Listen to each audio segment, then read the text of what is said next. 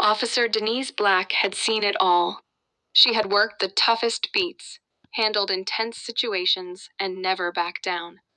She had learned to carry herself with strength and grace, despite the many challenges of being a Black woman in law enforcement.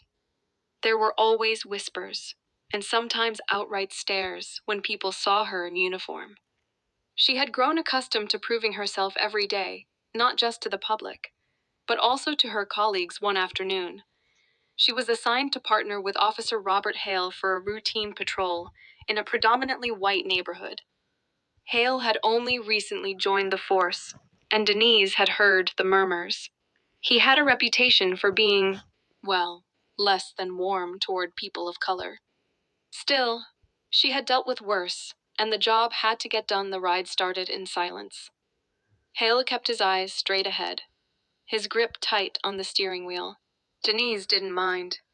She wasn't there to make friends. She was there to keep the peace. Then came the call over the radio, a domestic disturbance at a nearby house. Denise could feel the tension rise as they pulled up to the scene. The usual chaos ensued, shouting, angry faces, and the kind of energy that would make any officer cautious. Hale seemed more on edge than usual, his eyes darting to the surrounding houses as though waiting for something to jump out. Denise, however, was focused. She knew how to handle the situation, de-escalate, listen, and offer solutions. She led the charge, speaking calmly to the woman who had called the police. Hale followed closely behind her, but his body language spoke volumes. He was hesitant, unsure of how to interact after a few minutes of conversation. The situation was under control. The woman, upset but no longer frantic, agreed to step inside and talk things through with her partner. Denise and Hale shared a moment of silence as they walked back to the squad car. So, Denise, Hale said, breaking the silence, you handle yourself pretty well. I thought you'd be more emotional. The way he said it stung. It was one of those backhanded compliments. He probably didn't even realize he had given. Dennis stayed calm. But inside, something twisted. She had heard that tone before, the condescending disbelief that a Black woman could be anything other than loud, chaotic, and angry. But instead of letting the comment fester, she decided it was time to break the ice. You think this is my first time dealing with chaos? She asked, turning to him with a raised brow. Hale seemed taken aback by the question. Nah, he stammered, clearly caught off guard. I just figured, I don't know. You seem different from the others I've met. I thought you'd be more involved in community work or something.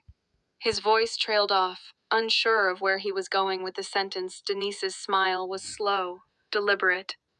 What makes you think I'm not involved in the community? She gave him a moment to process the question before continuing.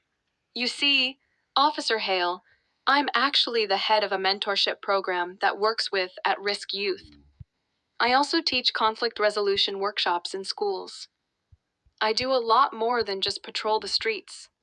You'd be surprised how much of a difference small actions can make. Hale's face turned an interesting shade of crimson as he processed her words. Wait, you're running a mentorship program? He asked, almost too quietly. Denise nodded, her voice steady. Yeah, and it's not just about policing. It's about understanding the communities we serve and helping to make real change. But it's not something people like you typically think about when they see me in uniform. Hale blinked rapidly, as though he had just realized something he never expected.